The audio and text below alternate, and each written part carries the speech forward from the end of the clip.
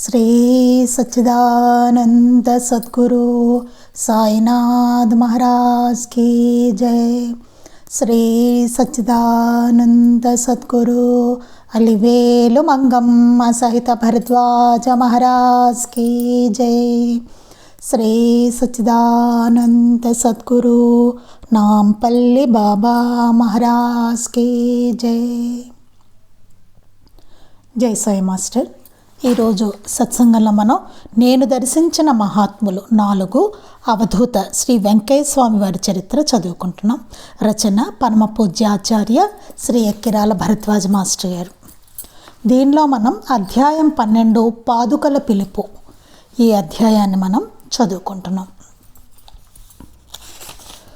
క్రితం సత్సంగంలో మనం ఏం చెప్పుకున్నామంటే ఫిబ్రవరి 8, 1963న మాస్టర్ గారు మొదటిసారి షిరిడీ దర్శించినప్పుడు కలిగిన అనుభవం వలన ఆత్మవికాసానికి మహాత్ముల దర్శనం అనేది ఎంతో అవసరం అనే విశ్వాసం కలిగిందట మాస్టర్ గారికి। అప్పుడు అట్టి మహద్భాగ్యాన్ని ప్రసాదించమని పూర్ణ దత్తావతారులు సకల స్వాది స్వరూపి అయిన సాయినాథుడిని ప్రార్థించారట మాస్టర్ గారు। అంటే మిమ్మల్ని భౌతికంగా చూడలేకపోయాను కనుక ఇప్పుడు సశరీరులుగా ఉన్న మహనీయుల దర్శన ఆశీస్సులను ప్రసాదించవలసింది అని మాస్టర్ గారు ప్రార్థించారట। ఆయన అనుగ్రహం వలన ఎందరో మహనీయుల దర్శన ఆశీస్సులు లభించాయి। వీరిలో ఒకరు శ్రీ వెంకయ్య స్వామి అని చెప్తూ ఇక్కడ అసలు ఈ గ్రంథ రచన శ్రీ షిరిడీ సాయిబాబా మరియు శ్రీ వెంకయ్య స్వామి కలిసి ఎలా ప్రేరేపించారో జరుపుకున్నారో పూర్వాపరాలతో సహా ప్రస్తావిస్తాను అని చెప్తున్నారన్నమాట। విద్యానగర్లో మాస్టర్ గారు పనిచేస్తుండగా 1975లో శివరాత్రి నాడు ఉదయాన్నే పూజ పూర్తి చేసుకున్నాక వెంటనే వెంకయ్య స్వామి వారి దర్శనానికి వెళ్ళాలనిపించింట మాస్టర్ గారికి। అప్పుడు వెంకయ్య స్వామి భక్తుడు మాస్టర్ గారి స్టూడెంట్ అయిన రామకృష్ణారెడ్డి అని ఆయన గొలగమూడిలో ఉన్నారో లేదో తెలుసుకుని వెళ్ళడం మంచిది అన్నారట। కానీ మాస్టర్ గారు ఉదయం 8:30 గంటలకు సాయికి అగరవత్తి సమర్పించి బాబా మీరు సకల సాధు స్వరూపులు స్వామి రూపంలో కూడా ఉన్న తమ దర్శనానికి వెడుతున్నాను, వారి సన్నిధి ఆశీర్వచనము విశేషంగా లభించాలి అని ప్రార్థించి బయలుదేరారట। వీరు నెల్లూరు చేరి గొలగమూడి బస్సులో ఎక్కగానే స్వామివారు తంబూర పట్టుకుని కూర్చున్న ఒక సాధువుని రామకృష్ణ ఆయన గుర్తుపట్టి విచారించారట। ఆ సాధువేమో శ్రీ స్వామి 4 రోజుల కిందట నెల్లూరులోని దత్తాత్రేయ మఠానికి వచ్చారు, వారు అక్కడ 10 రోజులు ఉంటామని చెప్పడంతో వారు నిర్వహించే అగ్నిహోత్రానికి భక్తులు కట్టెలు కూడా సిద్ధం చేశారు। కానీ వారు ఈరోజు ఉదయం 8:30 గంటలకు తక్షణమే గొలగమూడి బయలుదేరారు అని చెప్పారట। వారి సేవకులందరూ తలుకు వైపు వెళ్ళడం వలన వారిని గుర్రబండిలో పంపవలసి వచ్చింది అని చెప్పారట। చెప్పేసరికి ఆయన గొలగమూడి వెళ్ళిపోయారట సడన్గా ప్లాన్ మార్చుకుని ఆ రోజు ఉదయం 8:30కి। అసలు ఆ రోజు ఉదయం 8:30కి ఏం జరిగింది, మాస్టర్ గారు అక్కడ బాబాకి అగరవత్తి పెట్టి బాబా రూపంలో కూడా వెంకయ్య స్వామి వారి రూపంలో కూడా మీరే ఉన్నారు కదా, మీ దర్శనానికి వస్తున్నాను అని చెప్పి నాకు మీ దర్శన ఆశీస్సులు ప్రసాదించవలసిందని ప్రార్థించారు। అదే టైంలో వెంకయ్య స్వామి వారు ఆ నెల్లూరు నుంచి గొలగమూడికి వచ్చేసి మాస్టర్ గారి కోసం ఆయన అక్కడ ఉన్నారనమాట, ఎదురు చూస్తున్నారు। తర్వాత మాస్టర్ గారు ఆయన రామకృష్ణారెడ్డి గారు వాళ్ళ ఇద్దరు మాస్టర్ గారి దర్శనం చేసుకోవడం, తర్వాత మాస్టర్ గారు వారు కొబ్బరికాయ దున్లో వేశారట। తర్వాత మాస్టర్ గారు వాళ్ళ బిస్కెట్లు పాలలో కలిపి కొంచెం ఇస్తే అది ఆయన తిని కొంచెం మాస్టర్ గారు వాళ్ళకి ఇచ్చారట।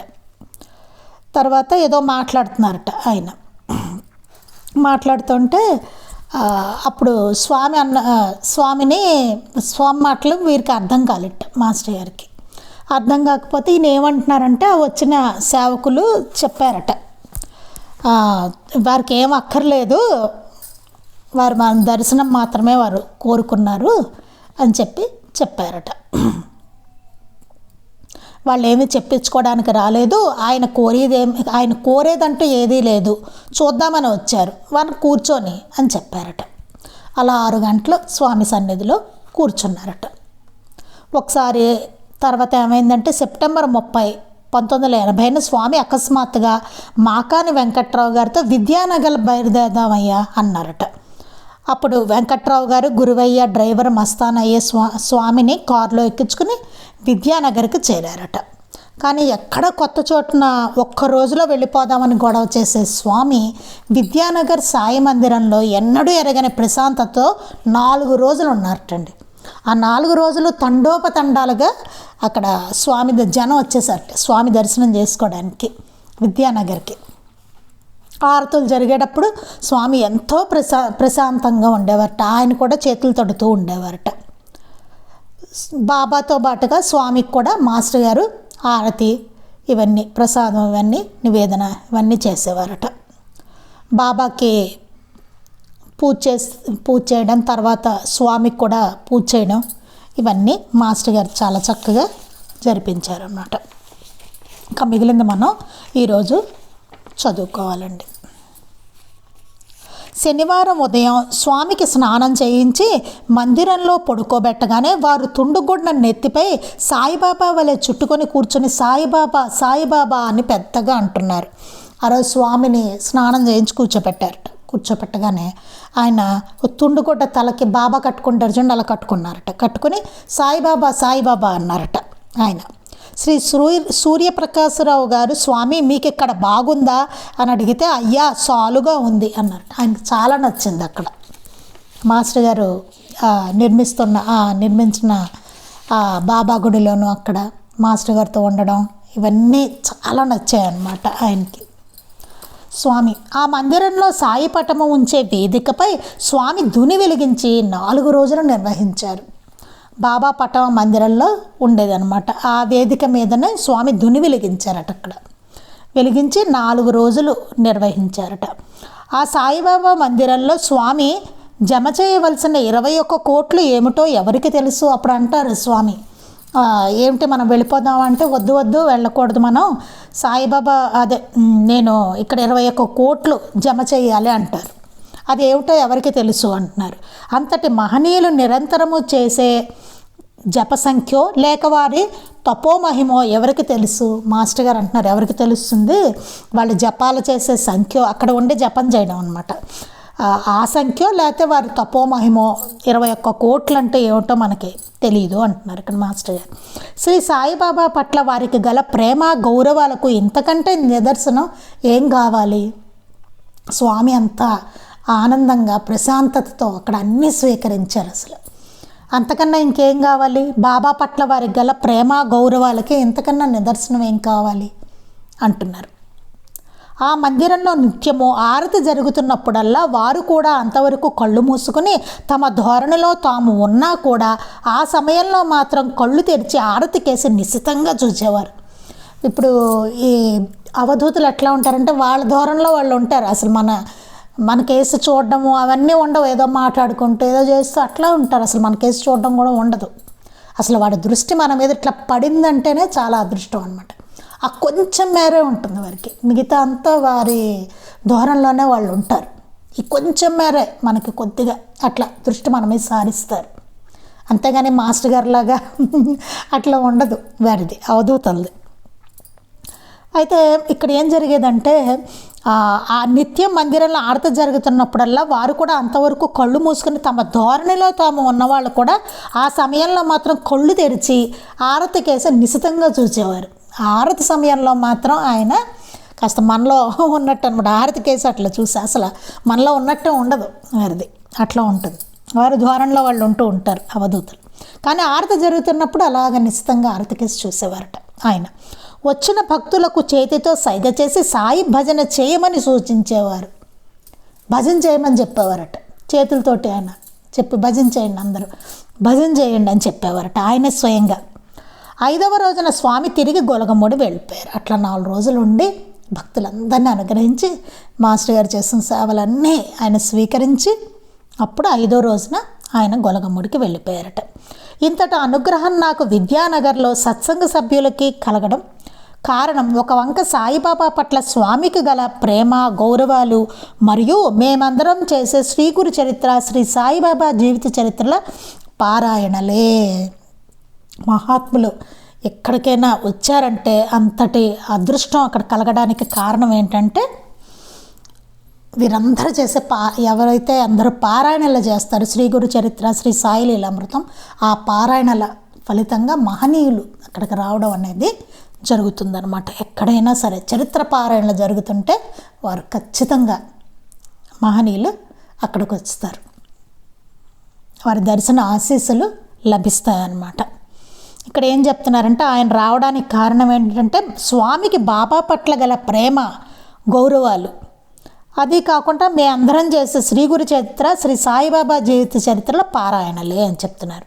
నాకు తెలియకుండానే సాయిబాబా యొక్క దివ్య ప్రేరణను అనుసరించి ఉపోద్ఘాతంలో వివరించిన ఉత్తమ సాధనా సూత్రాన్ని అనుసరించడం జరిగింది అని చెప్తున్నారు. ఎప్పుడైనా మహనీయుల దర్శన ఆశీస్సులు లభించాలంటే చరిత్ర పారాయణ జరగాలన్నమాట.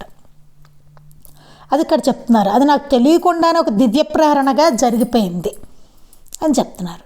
ఆ సూత్రం ప్రకారమే నేను మొదట ఆశ్రయించిన సాయి యొక్క అనుగ్రహమే శ్రీ అవధూత వెంకయ్య స్వామి దర్శన ఆశీస్సులు లభించడానికి కారణమైంది. ఇక్కడ ఇంకోటి ఏంటంటే మనకి ఎవరి ఆశీస్సులైనా లభించాయంటే బాబా ముందు ఏ సద్గురువునైతే మనం ఆశ్రయించామో ఆ సద్గురువు ఆశీస్సుల వలనే మిగతా మహనీయుల దర్శనం మనకి కలుగుతుందన్నమాట.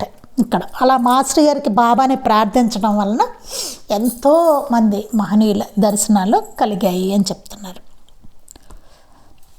నేను మొదట ఆశ్రయించిన సాయి యొక్క అనుగ్రహమే శ్రీ అవధూత వెంకయ్య స్వామి దర్శన ఆశీస్సులు లభించడానికి కారణమైంది. మరి కొంతమంది సత్సంగ సభ్యుల అనుభవం కూడా అలానే ఉన్నది. అట్లా బాబాని పారాయణ చేస్తూ ఆయన సేవించుకుంటూ ప్రార్థిస్తూ ఉంటే ఉన్న మహనీయులందరూ కూడా సంతుష్టులు అవుతారు.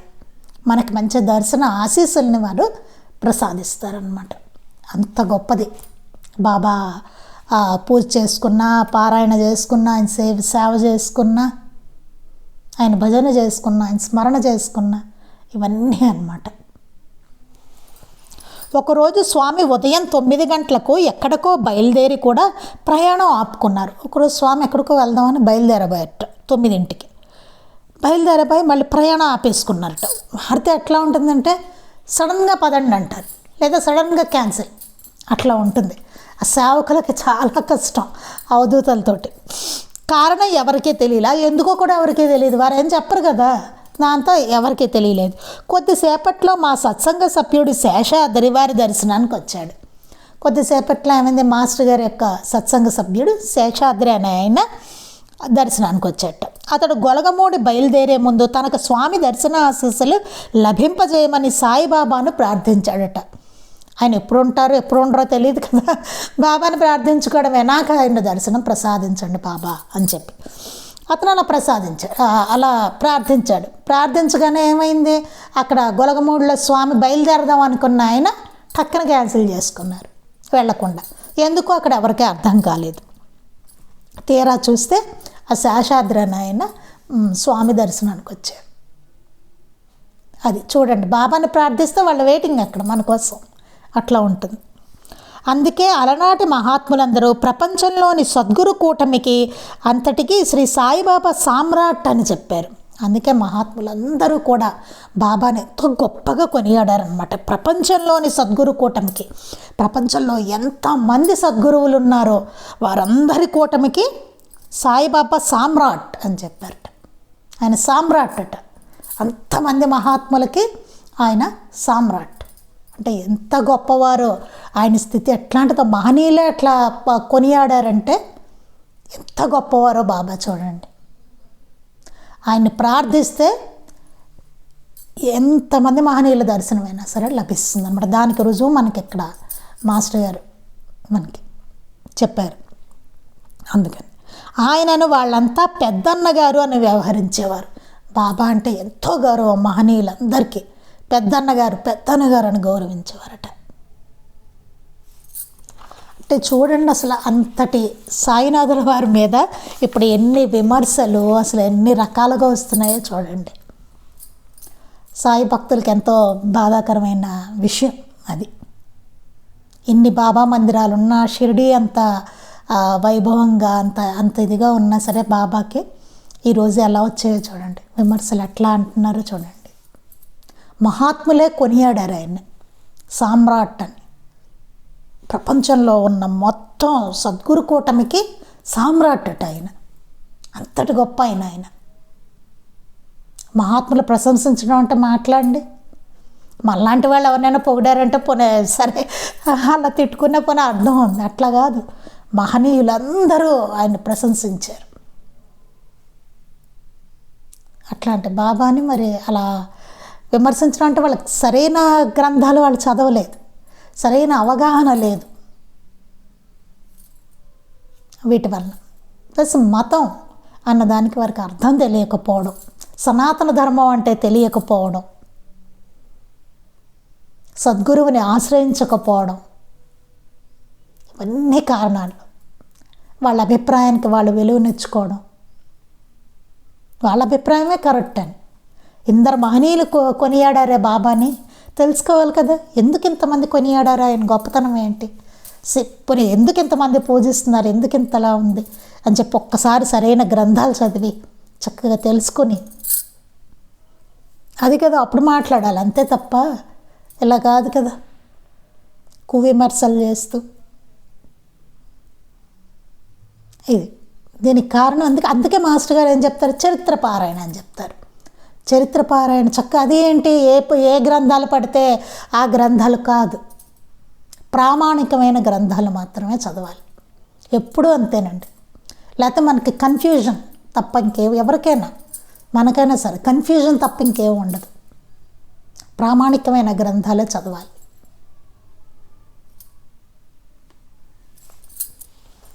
అప్పుడు తెలుస్తుంది బాబా ఏది ఎందుకు చేశారో అర్థమవుతుంది. మొన్న వేదం గారు కూడా అదే చెప్పారు.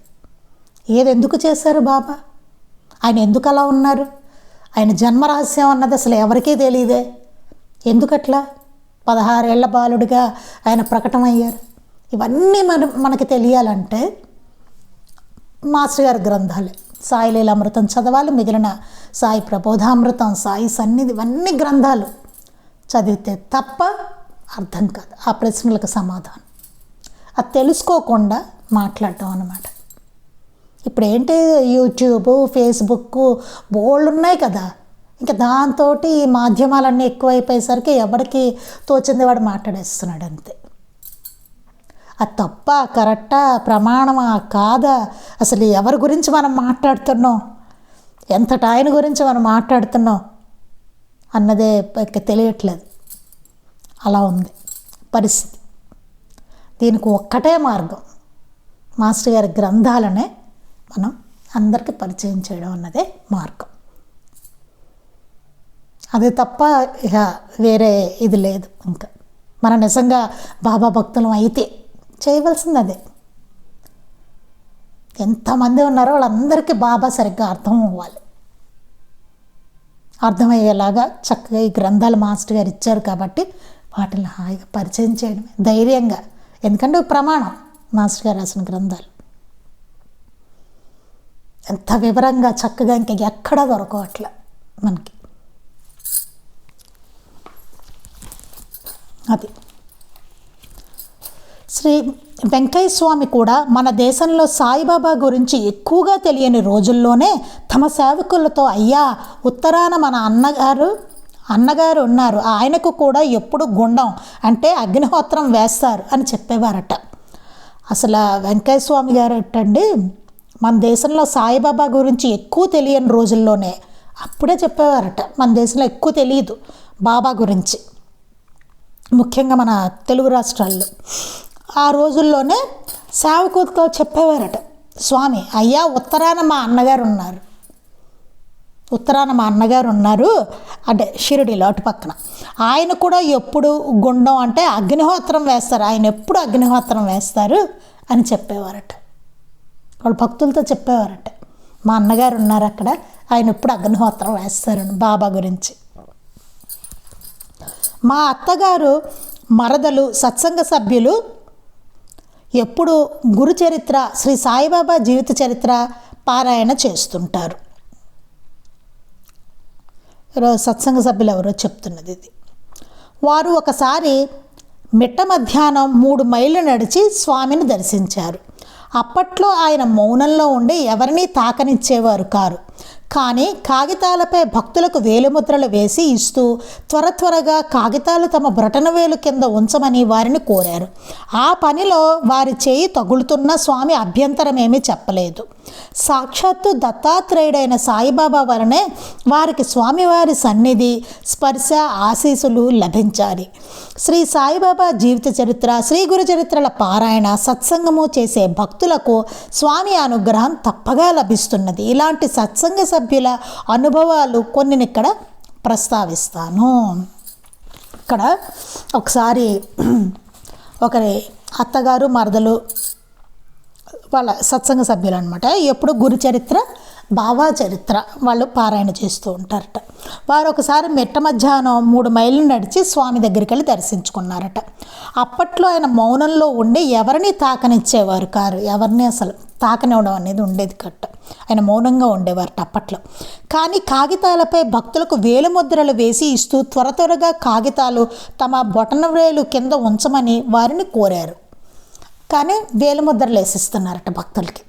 వేసిస్తూ ఆ బొటనవేలు కింద కాగితాలు త్వరగా పెట్టండి అని చెప్పి అడిగారట ఆయన. ఆ పనిలో వారి చెయ్యి తగులుతున్న స్వామి అభ్యంతరం ఏమీ చెప్పలేదు. ఆ పనిలో ఏమైంది, స్వామి వేలుముద్రలు వేస్తున్నారు, వీళ్ళేమో కాగితాలు అలా పెడుతున్నారు. ఆ కాగితాలు పెడుతున్నప్పుడు వీళ్ళ చేతులు స్వామికి తగులుతున్నాయి. అయినా సరే ఆయన అభ్యంతరం చెప్పలేట, ఎవరిని తాకనివ్వరు ఆయన. అలాంటిది ఆయన ఏమీ అసలు అట్లా తాకుతున్నా సరే చెయ్యి అట్లా తగులుతూ ఉంటుంది, అయినా సరే ఆయన అభ్యంతరం ఏం చెప్పలేట. సాక్షాత్తు దత్తాత్రేయుడైన సాయిబాబా వల్లనే వారికి స్వామివారి సన్నిధి, స్పర్శ, ఆశీస్సులు లభించాయి. దత్తాత్రేయుడైన బాబా వల్లనే, ఆ చరిత్ర పారాయణ వల్ల, బాబా ఆశీస్సుల వల్లనే వెంకయ్య స్వామి వారి సన్నిధి, ఆయన స్పర్శ, ఆశీస్సులు కూడా లభించాయి. ఆయన అసలు ముట్టుకోనేవారు ఎవరిని. అలాంటిది ఆయన చెయ్యి తగులుతూ ఉందట అట్లాగా వచ్చి. ఎంత అదృష్టమో చూడండి వాళ్ళకి, ఆ స్పర్శ లభించింది వారికి, వెంకయ్య స్వామి వారిది. శ్రీ సాయిబాబా జీవిత చరిత్ర, శ్రీ గురు చరిత్రల పారాయణ, సత్సంగము చేసే భక్తులకు స్వామి అనుగ్రహం తప్పక లభిస్తున్నది.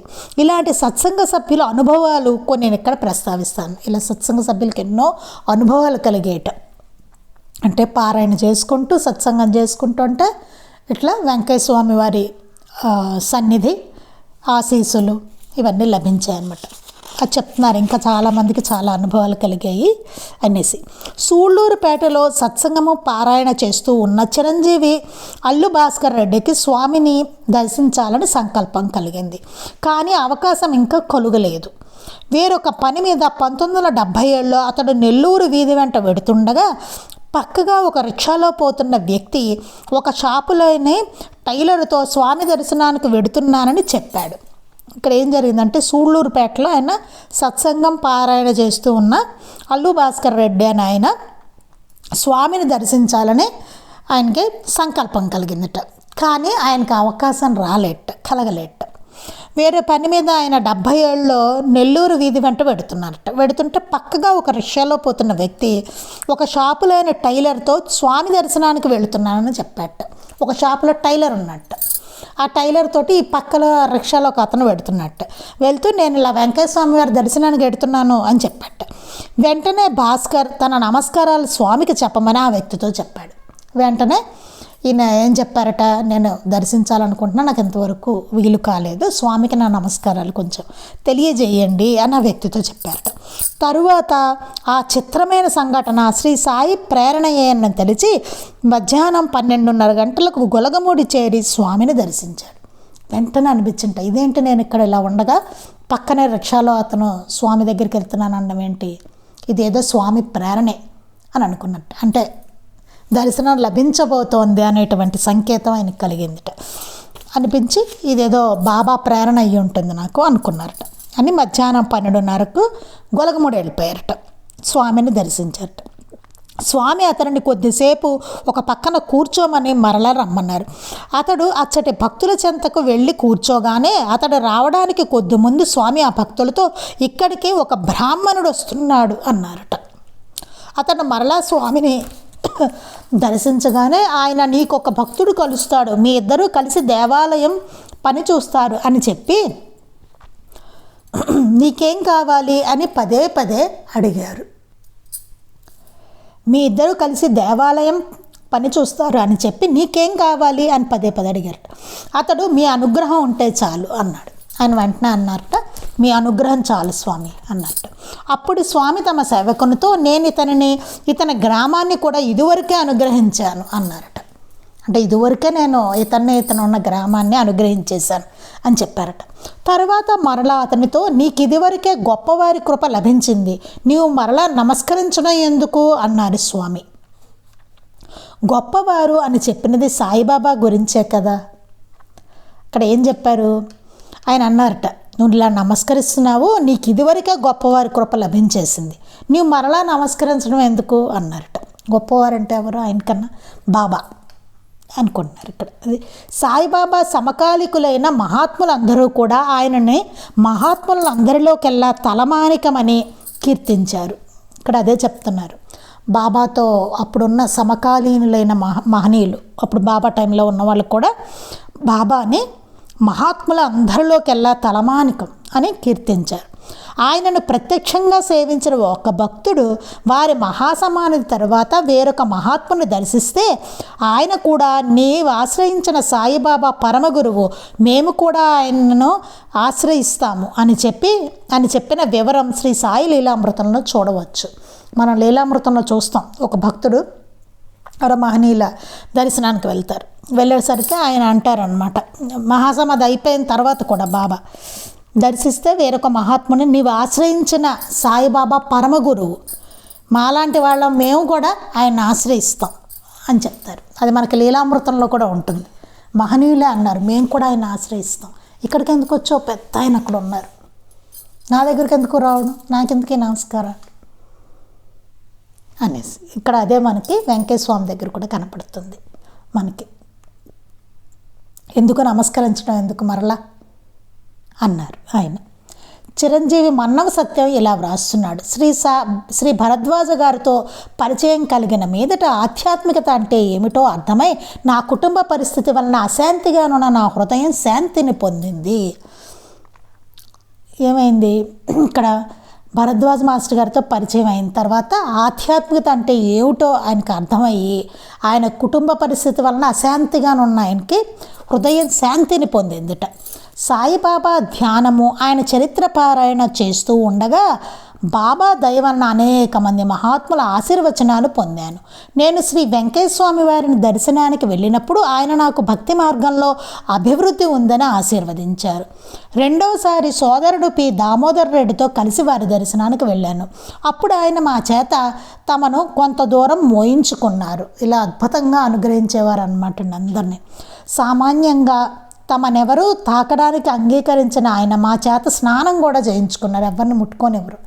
అలాంటిది సత్సంగ సభ్యులు ఎవరైనా వెళ్తే, మాస్టర్ గారి దగ్గర సత్సంగ సభ్యులు ఎవరైనా వెళ్తే ఇంత చక్కగా ఆయన అనుగ్రహించేవారు. ఎవరిని తాకడానికి కూడా ఒప్పుకొని ఆయన స్నానం కూడా చేయించుకున్నారు వారి చేత. మా కోరికలన్నీ కాగితం మీద వ్రాసుకోమని చెప్పి వాటిపై తమ ఆశీర్వచన ముద్ర వేసి ఇచ్చారు. మన కోరికలు అవి రాసిస్తే ఆయన ముద్రలు వేస్తారనమాట. ఆ కోరిక తీరుతుంది ఆయన ముద్ర వేస్తే ఆశీర్వచనం కింద. అట్లా స్వర్గీయుడు పి దామోదర్ రెడ్డి అనసూయామాత అను అవధూతను దర్శించినప్పుడు కూడా అతనిని ఆమె ప్రత్యేకంగా ఆశీర్వదించారు. ఇది మనకి లీలామృతంలో కూడా ఉంటుంది. ఇలాగ అనసూయామాత దర్శనానికి వెళ్తే ఆవిడ ఎంతో ప్రత్యేకంగా ఆయన్ని ఆశీర్వదిస్తారనమాట. అది కూడా బాబా ఆశీస్సుల వలన. చిరంజీవి సౌభాగ్యవతి కమల ఇలా వ్రాసింది. నేను నా మిత్రులతో కలిసి స్వామివారిని తొలుపూరులో దర్శించి పండ్లు బిస్కెట్లు నైవేద్యం ఇచ్చాను. శ్రీ భరద్వాజ మాస్టర్ గారి దగ్గర నుంచి వచ్చామని చెప్పగానే స్వామి లేచి సర్దుకుని కూర్చుని తంబూర మీటుతూ చీటీ రాయించి ఆశీర్వదించి ఇచ్చారు. వారి సన్నిధిలో 2 గంటలు ధ్యానం చేసుకుని తిరిగి వచ్చిన దగ్గర నుండి నా తత్వంలో చిత్రమైన మార్పు కలిగింది. చూడండి, ఇక్కడ కమల గారు ఆవిడ రాశారట. నేను నా మిత్రులతో కలిసి, కొంతమంది ఫ్రెండ్స్తో కలిసి ఆవిడ స్వామివారి తలుపూర్లో దర్శించారట. పండ్లు బిస్కెట్లు ఆయనకి నైవేద్యంగా ఇచ్చారట. శ్రీ భరద్వాజ మాస్టర్ గారి దగ్గర నుంచి వచ్చామని చెప్పారట. చెప్పగానే వెంటనే స్వామి లేచి సర్దుకొని కూర్చున్నారట. కూర్చుని తంబూర మీటుతూ చీటీ రాయించి ఆశీర్వదించి ఇచ్చారట. ఆయన ఆశీస్సులు అంత అద్భుతంగా వెంటనే ఆయన అలా భరద్వాజ మాస్టర్ గారి దగ్గర నుంచి అని అనగానే ఆయన సర్దుకునేట కూర్చుని పోయారట. తంబూరా మీటి ఆయన ఆశీర్వచనాలు రాసి చీటీ ఇచ్చారట. వారి సన్నిధిలో 2 గంటలు ధ్యానం చేసుకుని తిరిగి వచ్చిన దగ్గర నుండి నా తత్వంలో చిత్రమైన మార్పు కలిగింది. ఇది చూడండి, అసలు వారి సన్నిధిలో 2 గంటలు ధ్యానం చేసుకుని ఆవిడ తిరిగి వచ్చారట. ఆ వచ్చినప్పటి నుంచి ఆవిడ తత్వంలో చిత్రమైన మార్పు కలిగిపోయిందట. ఏ మార్పులు మానసికంగా శారీరకంగా ఏ మార్పులు కలగాలో అవన్నీ మహనీయుల సన్నిధిలో అట్లా కూర్చుంటే జరిగిపోతాయండి. ఎంత అద్భుతం! ఇది మాస్టర్ గారి దగ్గర, అమ్మగారి దగ్గర కూడా జరుగుతూ ఉండేది. చాలామందికి అనుభవం, వారి తత్వంలో మార్పు వస్తూ ఉండేది, మానసికంగాను శారీరకంగాను. అది ఇప్పటికే అనుభవమే. ఇప్పటికీ మహనీయుల సన్నిధి అంత పవిత్రమైనది. అందుకే కూర్చుని అక్కడ చరిత్ర పారాయణ తిరగకుండా కాస్త కూర్చుని శ్రద్ధగా చేసుకోమంటారు. చేసుకుంటే మనలో ఏదైతే మార్పు రావాలో అవన్నీ వస్తూ ఉంటాయి, మానసికంగా శారీరకంగా కూడా 2 రకాలుగా. అది అందుకని చాలా వారి సన్నిధి, మహనీయుల సన్నిధి అనేది మనకి చాలా అవసరమైనది అనమాట. మళ్ళీ రీఛార్జ్ లాగా ఉంటుంది అన్ని రకాలుగాను. ఇతనే కష్టాలు తీర్చుకోవడం అది ఒకటే కాదు, అది ఎటు జరుగుతుంది అది కాదు. అదే కాకుండా మనలో మార్పు రావడం అనే ప్రక్రియ కూడా జరుగుతూ ఉంటుంది వారి ఆశీస్సులతో. అది అంత చాలా ముఖ్యమైనది మహాత్ముల దర్శనం అనేది. అది మిగిలింది మనం తర్వాత సత్సంగంలో చెప్పుకుందాం. అందరికీ సంక్రాంతి శుభాకాంక్షలు. అందరూ చక్కగా సంక్రాంతిని జరుపుకోవాలి. బాబా మాస్టర్ గారు, అమ్మగారు ఆశీస్సులతో పండుగని చక్కగా జరుపుకుందాం అందరం. నెక్స్ట్ ఇంకో విషయం ఏంటంటే, పండగకి మేము ఉండట్లేదు, వేరే ఊరు వెళ్తున్నాము. సో పండగ రోజుల్లో సత్సంగం ఉండదు, అంటే రేపటి నుంచి ఉండదు సత్సంగం. మళ్ళీ మనం 17, 16 కానీ 17 కానీ ఆ రోజు మళ్ళీ మనం సత్సంగంలో కలుద్దాం. శ్రీ సచ్చిదానంద సద్గురు సాయినాథ్ మహారాజ్ కీ జై. శ్రీ సచ్చిదానంద సద్గురు అలివేలు మంగమ్మ సహిత భరద్వాజ మహారాజ్ కీ జై.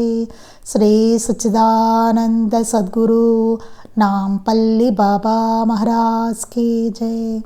గురుదేవ దత్త అవధూత చింతన. లోకా సమస్తాః సుఖినో భవంతు. లోకా సమస్తాః సుఖినో భవంతు. లోకా సమస్తాః సుఖినో భవంతు. జై సాయి మాస్టర్.